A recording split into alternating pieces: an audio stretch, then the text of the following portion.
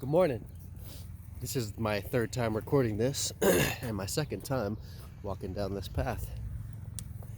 Today is day 9, 14 days of gratitude, and I wanted to talk today about the present moment and how it's the place you want to be when practicing gratitude.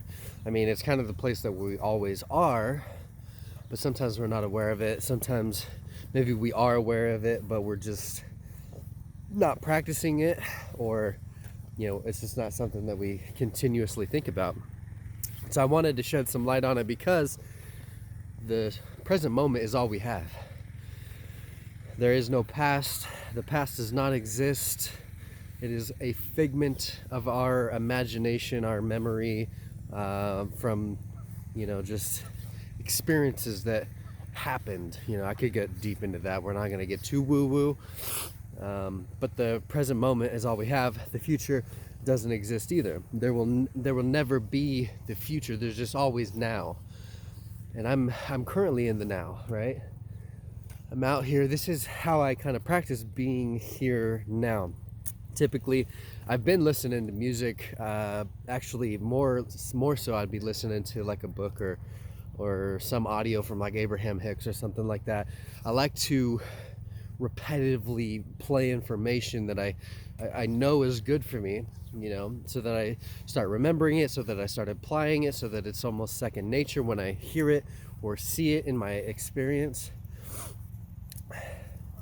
But I've been really realizing I need to put more emphasis on being quiet and being still and being here now, because I've taken away the music and I've taken away some of the books and stuff, and just on these walks, and it's made a huge difference. The birds and the water and just everything else that's going on, and really being here, being present, observing the the sun and letting it shine on your face, and absorbing the sun rays, and being with the trees and the nature, and hanging out with this guy who doesn't tend to listen very much. He'll just run off and chase a squirrel, and then I gotta start over. That's what I've done twice now. But we're constantly in the present moment. And so why that's important is because when we're in a state, when we're practicing gratitude, which we want to try to do just all the time, like we're like, whatever we're doing, we're grateful for where we're at and what we're doing and who's with us and that type of stuff. But it's easier said than done, right? But it's gratitude is from the now. So when we're practicing gratitude, let's say, for example, affirmations. I'm sure you've heard of affirmations, and affirmations kind of gets a bad rap. It's just chanting. I'm good enough, I'm strong enough, and by golly, people like me. That's actually Tony Robbins. He does that on one of his recordings. And hey Rex, on one of his recordings. Anyway, but it's not just about just doing silly chants and waiting for something to happen. The affirmations are, it's much deeper than that. And if you can get on that deeper level, they actually start to work. Repetition is a factor in all of this. Repeatedly saying, I am good enough, I am good enough, I am good enough. But taking time to actually feel it. Like most people just say it for the fact of saying it because they're doing affirmations, because it feels right. And that's not a bad thing, right? But if you could take a moment to actually be here, quiet your mind, get on the level of the now, right? Tune into everything else that's around you, and then say, I am good enough, and imagine yourself already good enough, because you are good enough, let me tell you that. Well, this guy found, hopefully that's not a snake. Come on.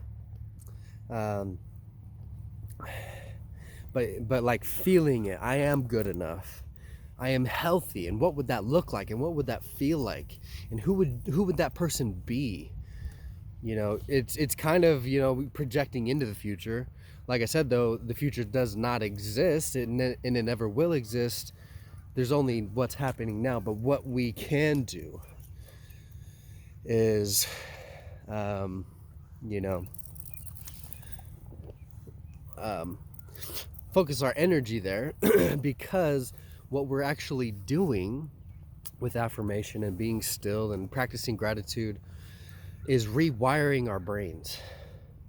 So we have these, and I've been listening to a lot of Dr. Joe Dispenza, and he talks about it way better. So you go follow him and listen to what he has to say about this. But we have these receptors and these neural links, essentially, that are hardwired over time. So our thoughts, we think a thought, it creates a chemical, and then we experience it through the body, which creates a reaction. And that thought and that chemical, over time, of stress and overwhelm and of anxiety and depression or whatever, hardwires that program, and it links that software in our DNA, in our bodies. And so, that's how we start to create sicknesses and illnesses and stuff like that. That's something for, another later video. But what we're doing is we're reprogramming. And at first, if you have been practicing a lot of scarcity thinking and negative affirmations, because that's all it is the reverse, we have to practice. We have to break down the old belief. We have to unwire and rewire with a new programming. And that is positive thinking. That is affirmations. That's love. That's abundance. And it is a process. And kind of the reason I wanted to do 14 days is just kind of to challenge myself. It's an everyday thing. Easier said than done. But, 14 days kind of gives you that momentum. And hopefully these provide enough information for you to be like, okay, yeah, these are some things I can change. These are some things that I can start to implement. But gratitude is in the now. So here's something else, kind of a bonus, a little bit, not really a bonus. I'm just gonna spit. But when it comes to doing affirmations and becoming in the present, like grounding yourself, getting in that place, that vibration, that space, it's as if you have it. Gratitude is as if you have it. And a lot of things you already have, like the sun and the abundant nature around you, and a functioning body and senses and breath and so many other things to be grateful for now that are already here. But for the things that you do want, like I'm grateful for all the financial success that I'm creating in my life, and be fairly general, right? It's not, I'm so grateful for the $5,000 a day that comes into my bank account easily and effortlessly. Well, I do that, just to kind of keep my focus on that number, but not entirely. Like, that's not literally an affirmation of mine, but being more like, I'm so happy and grateful now that my business is producing enough cash flow for me to live the life that I want to live. It's got to be this way, and I'm only grateful if it's this way. I'm grateful for the opportunity to even have a business. I'm grateful to serve other people. I'm grateful that I'm actually helping my customers create large returns after they invest with my company. I'm grateful that the people that I help are on my side, and they want me to thrive and be happy. All of my clients are like my inner circle now. It's crazy. But I'm grateful for the things that are coming to, and it's a place of now, though. I am healthy, and that's why I said, imagine yourself there. If you feel like you're not healthy but you want to be, a lot of times that comes down to the negative beliefs that we've been portraying. The negative affirmations that we've already had is, I'm fat, I'm overweight, I'm not skinny, they're skinnier than me, they're prettier than me, blah blah blah, right? And I'm not making fun of that, because it is a real thing, and I feel for you, and I do it too. Like, I put on some weight since I've been here in Idaho, so I gotta get that figured out. But also, don't shame, right? Like, you are perfect as you are, and we can always just improve based on the reality we want to experience. So we practice gratitude by getting silent, by getting in the now, by being still, and then affirming what we want as if we've already got it, and imagining and feeling and being in that place where you do have it. The mind doesn't know the difference between a thought and reality. And that's something to consider when our thoughts are negative. It's something to consider, because if it doesn't know the difference between a thought, just a natural thought, and reality, or our imagination and reality, most of the time we're imagining a scenario or a reality that we don't want to live in. I'm gonna sneeze. Don't you hate that? I like sneezing. Imagine a reality we don't want to live in, and so we're constantly projecting that reality, especially like with coronavirus right now. Everyone is projecting that they might have it. So that's kind of the reality that you experience. Hey, Rex, come here, puppy.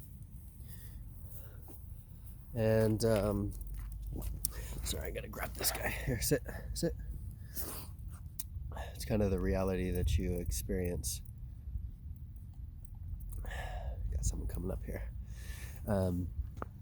So that what I'm saying is, with gratitude, with focusing on the things that we want, we're really literally imagining the reality we do want to live in, and therefore our brain is like, okay, that's the reality we're in right now. And over time, those synaptic connections, that's a big word for me, they start to reprogram themselves and create a new reality. Then those are thoughts that we habitually think. We change that from negative to positive and start to live from a better place. And tomorrow, I'm actually going to touch on this a little bit, is our morning routines, because even with gratitude, like, there's so many different things to it that it's good to touch on them all. Hopefully the stuff is helpful, but as a recap, center yourself, become in the present moment. Tune yourself to the vibration of love and abundance and the now, just by sitting back. Go for a walk, journal, just sit down in a park, sit in your room in the silence. That is a piece to it, but it's not mandatory. You can walk, you can journal, you can meditate, you can play a sport, they're all places of stillness in a way. But you're probably not practicing gratitude while you're playing a sport, unless you're like, man, I really love this sport, thank you. But anyway, I digress. Is find a place of stillness, practice gratitude as if you already had it, and imagine yourself and feel yourself in that place, as if you already had it. So I'm gonna end it here. That's been day 9. It's been kind of a longer video, my longest video so far. Hopefully it's not too long for y'all. Hopefully you got to watch the whole thing. This is day 9 of 14 days of gratitude. I am Shane Kipper. I hope you've enjoyed this. If you have, make sure to smash up that like button, subscribe to my page, and share this with someone that you think might get some value out of it. We're trying to build a tribe, the Triumphant Life Tribe. It's a Facebook group. Go join that now. Nick Trevelyan, the founder of the Triumphant Life.